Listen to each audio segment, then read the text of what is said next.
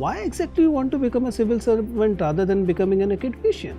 Would you suggest an expansionary fiscal policy or contractionary one? What are the challenges faced by parliamentary form of government? Recently, people are raising certain ethical concerns with regard to the AI. Can you tell me some of these concerns which are really important? Do you also agree with this proposition that in India, we do not vote? It is our caste identity that votes. So tell me, what exactly are the specific problems of disabled women in comparison to, say, the other women's and other disabled?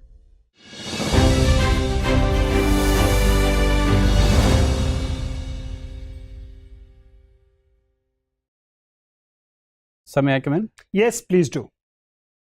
Thank you, sir. So, good evening. Good evening. You can sit down. Thank you, sir. You're Mr. Satendra Singh. Sir. Satendra, you're comfortable? Yes, sir. We have 5 members in the board, Sir. and I am Vijayan Chauhan. I'll be chairing this board. Satendra, if you're comfortable, we can start, and I want you to introduce yourself to the board. Sir, I'm Satendra Singh, and I belong to Amroha. I have done my schooling from Government Senior Secondary School for Blind Boys, Kingsway Camp. It's in Delhi. After schooling, I did my graduation from St. Stephen's College, and then I went to Jawaharlal Nehru University for my master's and MPhil. And sir, while doing my MPhil, I started teaching at Sri Aurobindo College, University of Delhi, as an assistant professor, political science. While teaching, I cleared civil services in 2018-19 with rank 714 and got AFHQ civil services. And while serving there, I cleared civil services again in 2021. And currently, I'm posted in Pondicherry. I'm being trained in Pondicherry as deputy collector. So you are in the Pondicherry Civil Services. Yes, sir. You opted for Pondicherry Civil Services over AFHQ. What was the thought process? Why you took such a decision? I understand that the Pondicherry Civil Services is also a Group B service, right? Yes, sir. So, sir, I preferred the service over AFHQ because I was already there. As you rightly said, AFHQ happens to be a Group B service also. But I wanted an administrative service, especially the experience at the field level that I'm getting there with regard to revenue, education, local administration. It is a great learning process.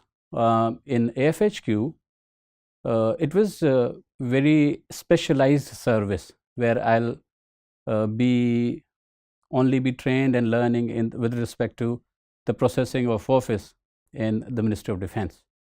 So the diversity of learning is what led me to prefer this service over AFHQ. But considering Satendra, that you were teaching at the university, you started from nice institutions, Stephens and then JNU, and you got this opportunity to be a assistant professor at University of Delhi at some college, which is remunerative wise, getting opportunity to learn, teaching, learning, impact and comfort. That service is better than the service of AFHQ as well as the Pondicherry Civil Services. Why exactly you want to become a civil servant rather than becoming an academician?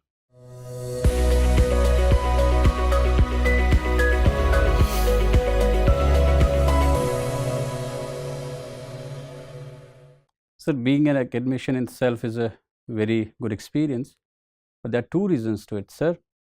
One, like I said, the diversity of exposure is more in the administration, and academics and theoretical learning can be put to practice. You can actually think about or theorize about the pilot projects, run them to practice. If they're successful, you can generalize them to the larger area, and they may result in a very good outcome. So the impact will be more. And secondly, sir, there is a lot of ad hocism in our academic institutions. So I was an ad hoc faculty. And I believe if one does not have job security, it becomes very difficult to experiment with profession and learn from it, and experientialize your learning and take it to the next level. Okay. Certainly, you mentioned that you are into public speaking. My understanding about the public speaking and all the circuits or all the sphere of public speaking is that this particular field in itself is very ableist.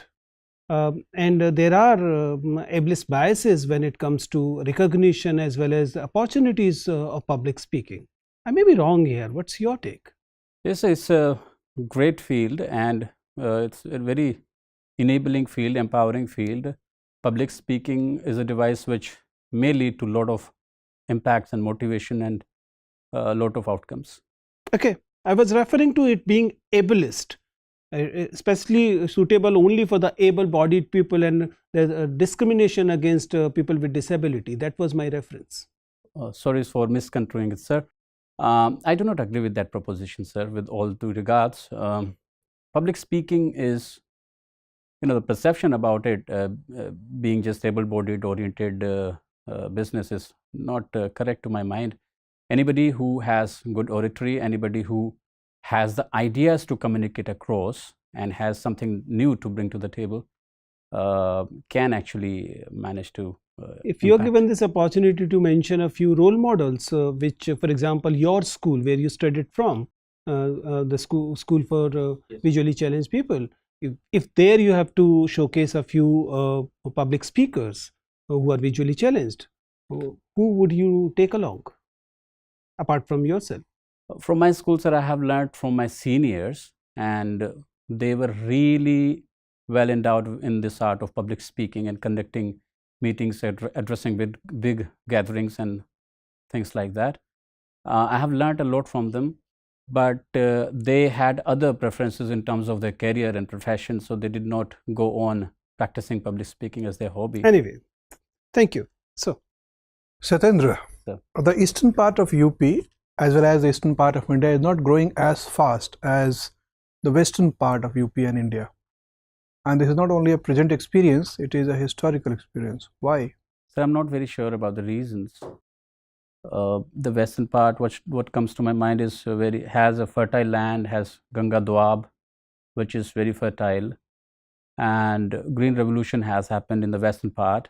Lot of agricultural practices, advanced agricultural practices are happening in west, where in east we lack them, sir. But as I noted that it is not only today, it happened even in ancient times and medieval times.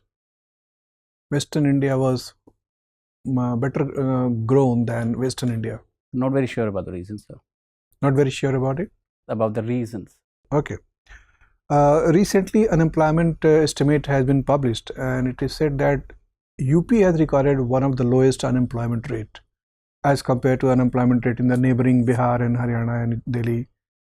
How to explain this low, very low unemployment rate in UP? So this may be credited to the development posture that the government has taken and new policies. Are you aware what is CMIE? Yes, sir. It's a Center for Monitoring Indian Economy, which comes out with the statistics with regard to the developments in an economy. So all the statistics I was quoting comes from CMIE. Sir. Do you feel that this is a credible institution and data is credible? Sorry, sir, I may not be able to comment on that. Okay. World Bank has reported that Indian growth momentum is declining, estimate after estimate. Now it is close to 6%. The world is looking at a possible recession in this year or the next. What could be the remedial measures for if recession comes in? Sir, we need to be more resilient in terms of strengthening our manufacturing sector. We need to invest more, and we need to ensure that our exports are robust. So a lot of reforms need to come in the agriculture sector as well as manufacturing sector. Would you suggest an expansionary fiscal policy or contractionary one? Sir, I would believe that we need to have an expansionary fiscal policy in the sense that we need to spend more to create more robust opportunities and attract investment. But there's an argument that if we go for expansionary fiscal policy, that may exacerbate the problem of inflation, may increase cost of production, and may render our goods incompetitive in the world market. That's a risk we run, sir. But then at the same time, the benefits it's bring, and considering the fact that we are just over with a crisis which was brought up by the COVID pandemic and the newly crisis that has been precipitated by Russian-Ukraine war, we actually need to have sound, robust infrastructure in an agricultural sector, and expansionary fiscal policy can lead to a lot of pumping in money into that sector. So I think that that's in this context, do you feel that neoliberal policies are failing now? Sir, neoliberal policies have this problem of being excessively reliant on market, even for the services that are best provided by the state. For example, the health and education. So the privatization of health and education and the other social infrastructural issues is a big issue with neoliberalism. And I think the state needs to come back in and invest in the social infrastructure to create more capable human resource and reap the demographic dividend. Okay, thank you, Satendra. Satendra, you are working in administration now. I know you understand the importance of being proactive. Yes, sir. So, being the leader of the administration in the district, how can you infuse proactiveness amongst the official working under you? I mean, what changes would you suggest so that people become proactive? Yes, sir. Sir, I've joined administration the last month only. So it's a very new and exciting field for me for learning. And what I have experienced there during this limited time is that administrative culture is very important. For example, sir, Pondicherry currently has very pure air. But soon, if this growth of the usage of two-wheeler vehicles and the other the private transport continues there, we may soon have the air quality issues that we have in the other cities. So proactively, I would say that we need to develop the cultures like the cycling culture, for example, or the waste segregation culture, for example, to save Pondicherry from the kind of experiences that other cities have gone. So the cultivation of the culture, proactivism in culture, in working culture is very important, that needs to be done. Okay, so you are working in Armed Forces Headquarters Services. So what was the task given to you? Sir, I was handling the information technology field. I was basically in charge of the stocks there, sir.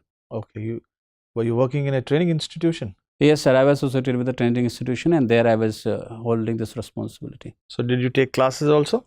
I did take classes on the parliamentary procedures in an emotional intelligence and gender. Okay, if you are suppose if you have to evaluate the training program, so what is the way to evaluate the training program? Sir, I would say more than the theoretical lectures, what we need to do is the exposure to the real life situations and experientialize the training more, which is not happening due to the paucity of infrastructure and funds. So, okay, my next question is from political science. What are the challenges faced by parliamentary form of government? I'm talking from the perspective of Indian setup. So one of the challenges that there is a blurring which is happening with respect to the principle of checks and balances. There are three institutions: judiciary, legislative, and executive. And along with those institutions, there is a fourth branch which may be referred as integrity institutions, like Election Commission, like Central Information Commission, etc. The problem is that there's a lot of blurring and there is a lot of constraints on the institutions. Okay, so any suggestions? The suggestion, the first suggestion would be to have integrity institutions which are impartial in the appointment of their officials and appointments of their leaders, and also the transparency and efficiency and impartiality in their functioning. Okay. In the present scenario, is there any alternative to capitalism? Sir, it appears to be difficult to have an alternative with capitalism, but more humane capitalism is the need of the hour. Thank you. Thank you, sir. Satendra ji, Hello, ma'am. Can you tell me the difference between nationalism and patriotism? Most of the people these days are actually confused between the two. Ma'am, nationalism is an ideology which talks about the construction of the people living in certain territory, with certain population and a form of government, as a nation distinctively different from the others. So that can be done on the basis of culture, language, or geographical location, for example. So India is a nation which has many cultures, but France is a nation which has almost homogeneous culture. So this is nationalism. Patriotism is the sense of devotion, sense of dedication for the growth, for the advancement, and for the betterment of one's nation. So, with perspective to what is happening these days and the way things are going, which is more important for India right now, nationalism or patriotism? For India, ma'am, both are important. And nationalism is important in the sense that everybody needs to have a sense of belonging to this land and to this country. And the more people try to better it, the more people try to brighten India as a nation, is their patriotic responsibility. So both of them are equally important. Can there be external symbols to show that I'm nationalist and patriotic?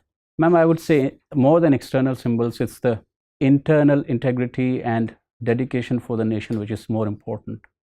External symbols are not that important, ma'am. Then maybe we should cease from standing up while national anthem is going on. Ma'am, like I said, the external symbols are important, but the internal symbols are more important. But as far as standing up for the national anthem and such includes, this also comes from some sort of internal urge to respect our land and respect its symbols and respect the noble ideals that we have been cherishing. And more than that, there are acts which are there for this purpose, and we need to respect them. Very well. The Home Minister has said that these days internal security of India has been shifting from geographical to thematic. Can you elaborate on this if you have heard the statement?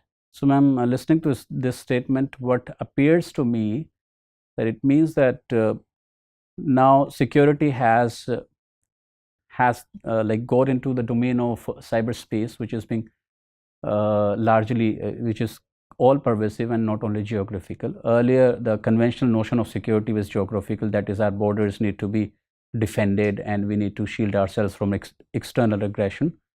But cyberspace is a very porous and very fluid space where there is very little distinction between internal and external. And the sleeping cells, for example, the terrorist sleeping cells can be activated through, or recruitments can happen through cyberspace, radicalization can happen. So in that sense, it has become more thematic. Recently, the WEF, World Economic Forum, has concluded its 53rd meet. Over there, there was this coalition of trade ministers on climate change. Can you see the irony of this, as I can see that trade ministers coming together for environment or climate change when climate conferences have not been able to get a big breakthrough on it? Ma'am, I'm not very informed about it. Okay, anyway, my last question to you.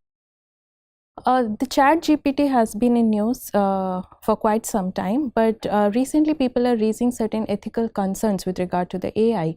Can you tell me some of these concerns which are really important? Ma'am, there are various ethical concerns with regard to AI. The first concern is that it may actually end up imbibing the human prejudices and biases, for example, the racial biases, and we need to guard against that. And secondly, it may actually the artificial intelligence may actually end up doing the cultural practices that are prohibited or that are not considered ethical in the human society. For example, murders, which are criminalized in our society in cultural perspective, but artificial intelligence may not be that sensitive to the feeling of humanism and feeling of coexistence and brotherhood and things like that. Okay. Thank you, Satendra. Yes, Mr. Satendra. At the outset, I must congratulate you for having a brilliant communication skill. Thank you, sir. Okay. Can you please tell me how did you develop this? Is it a gifted thing or you developed this? So I was a very introvert person. So I I was schooled in Hindi medium, and when I came to St. Stephen's College, it was very English. And before that also, I was very introvert. I would feel very shy talking to people. But I think what has really helped me is the ambience that I was exposed to in the college, and also the meditation. Okay. So let's now go to some other topics. Can you please tell me how the DGP of any state is appointed? What is the procedure? Sir, I'm not sure about it. You're not sure about this. Okay. You must be aware about this anti-defection laws, right? Yes, sir. So anti-defection law basically penalizes those who cross the floor in parliament as well as state assembly, right? But my understanding about this is it is something which is jeopardizing the entire essence of parliamentary democracy, where MPs and MLAs should engage in a free-willing debate and deliberations. Even if you are not towing the line of your party whip, you face disqualification. So do you think this basically restricts the flow in a democratic setup? Sir, it does actually. In an ideal democracy, the representative of people should be able to put across their representative views. But due to anti-defection law, members of parliament actually end up towing party lines, and going beyond them becomes very difficult. So maybe this is high time that we... Okay, you have now identified the fault line. What is the way out?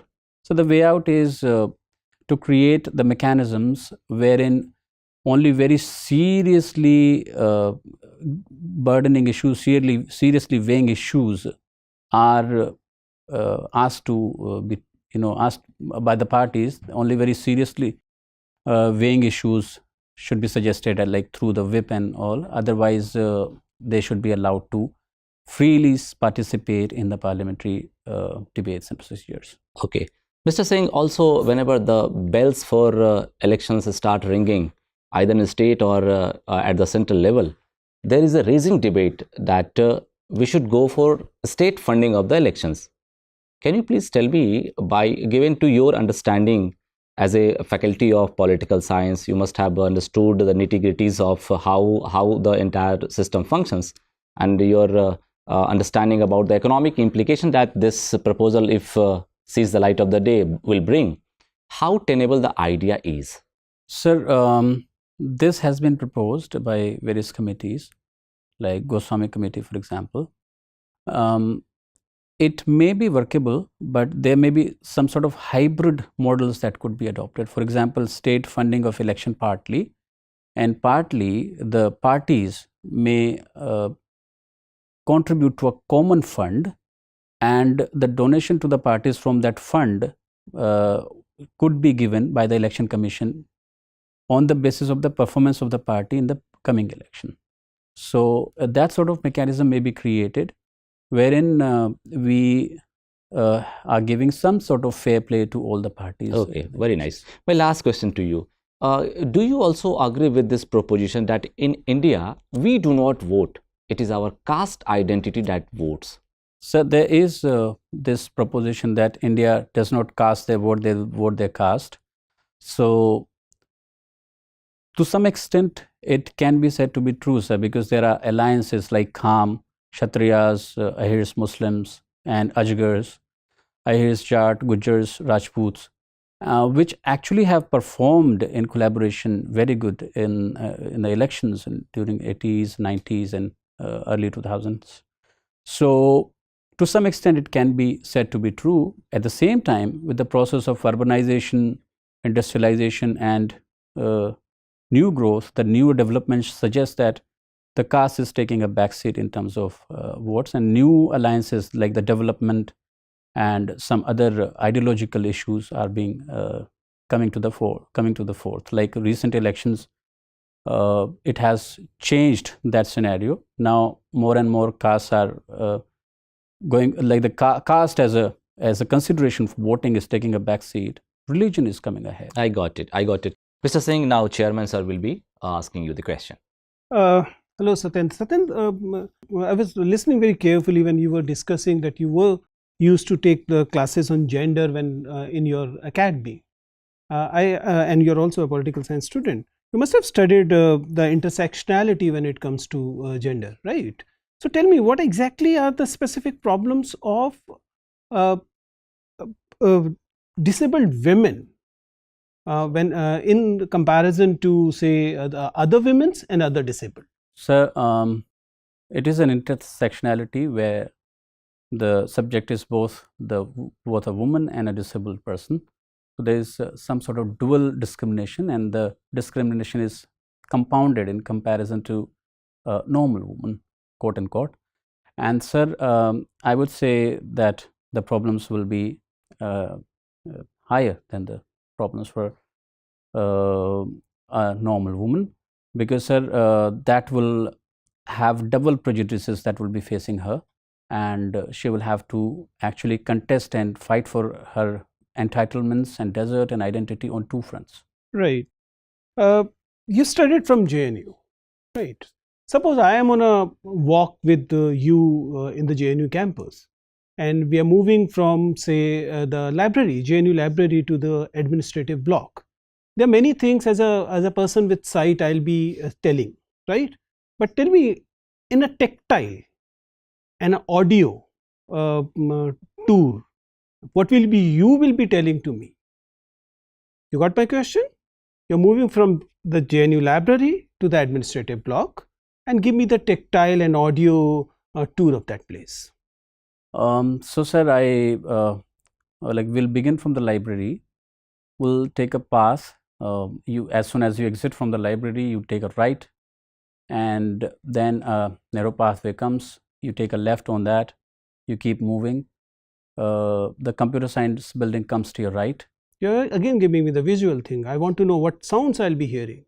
And Sir. you touch. Yes, sir. So when you exit of the library, the sound that you'll be hearing will be the sound that comes in a lane which is having walls on the two sides. That will lead you to identify that it's a kind of lane which is surrounded by two walls. But when you come in the open, towards your left, there'll be an open aired sound. And maybe if it's an evening sound, there'll be a lot of crickets and others making noise. So you will know it's an open space to your left. But to the right, that open space is not there. So you will be able to identify that there's some building to the right. So, and you go ahead, and then there will be either dogs resting on the pavement. And if the dogs are not there, luckily, you will have a railing crossing which you will be at the administration block. Good, very good. Nice talking to you, Satendra. Your interview is over. I'm asking somebody to take you out. Thank you, sir.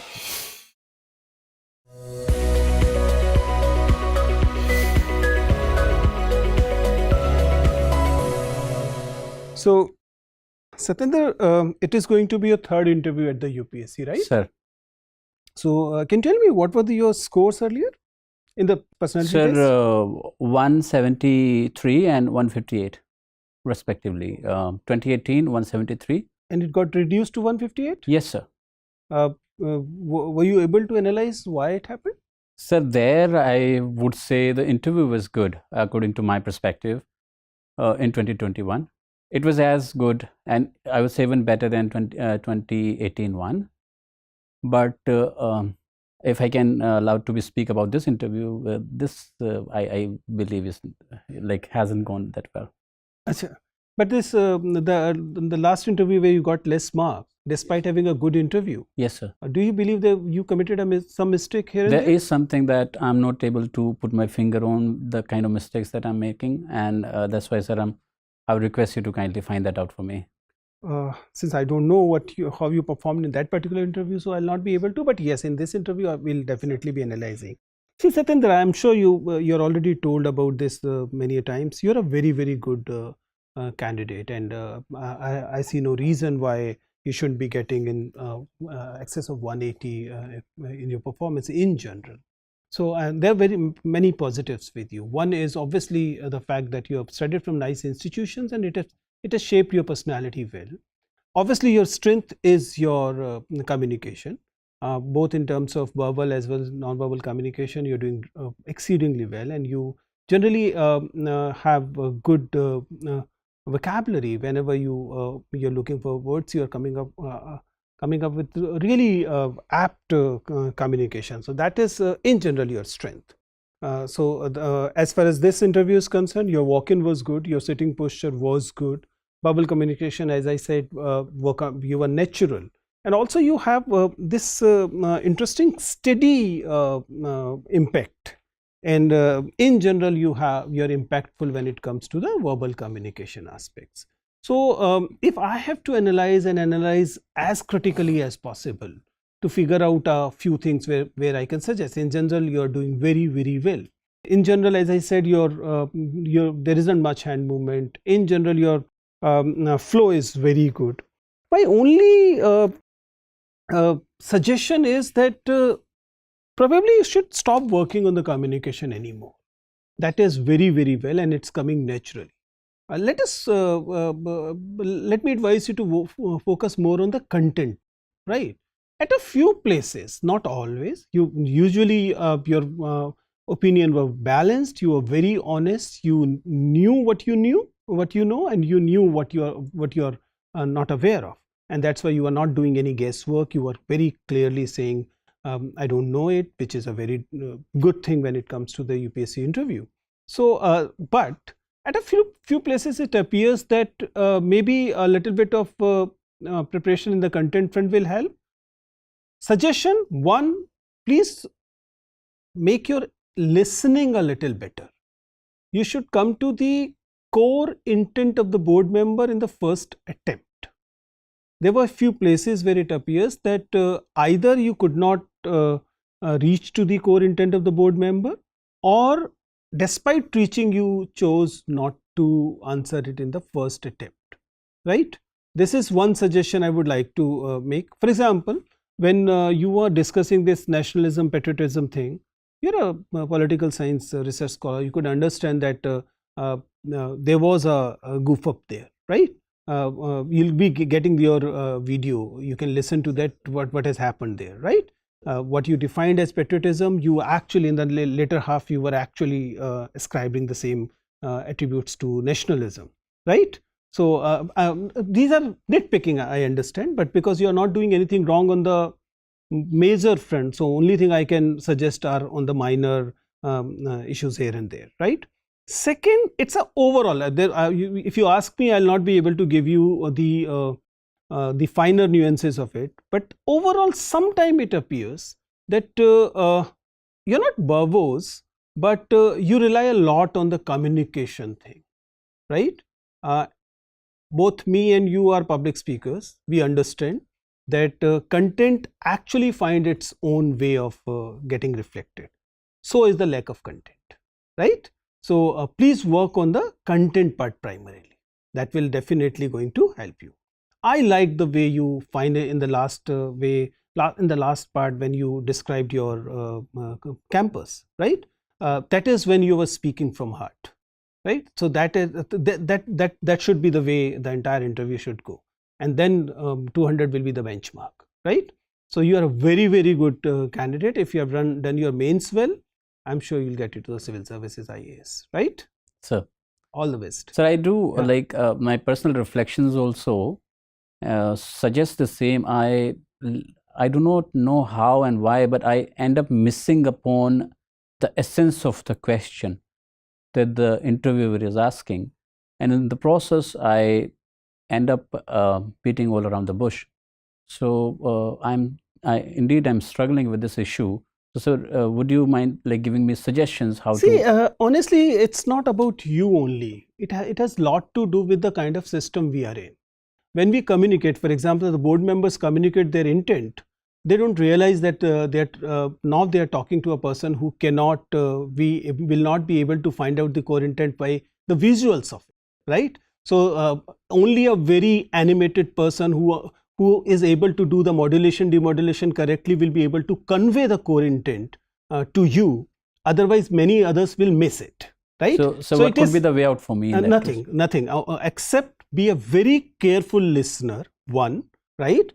Try and understand the context of it, and don't be ashamed in asking it, right? So if you are not sure that you are getting to the core intent, rephrase that question, sir, I understood it this way, and I guess this is the this is going to be my response, right? So it's not honestly, it's not your fault. I hope I could convey that why sometimes you miss it. Yes, sir. So that actually makes sense to me. But then, sir, if I paraphrase their question, one, it ends up taking a lot of time. Agree. And two, they feel that I haven't got it. So some sort of negative perception is communicated. Not necessarily. Not necessarily. It depends how you're paraphrasing, and have a process of it rather than giving a detailed paraphrasing, right? And also reduce in terms of your preface of the question. So it will also help. So I'm working on it. It's usually when I'm nervous, it happens. Whenever I'm nervous, I just preface and give an intro and then conclude. Right. So today, I don't know why, but I was not communicating that well. Like that question on the parties and anti-defection law. Though actually I liked your answer. But so then the words were not coming easily. It's like there was no flow, and I was struggling to find words, and that was actually producing some other like. I'll still advise you, don't overthink on the communication part, because beyond a point, if you start working again on the communication, it will only be at the cost of content. Your communication is almost flawless, so don't worry about it, right? All the best. Thank you, Satendra. Thank you, sir.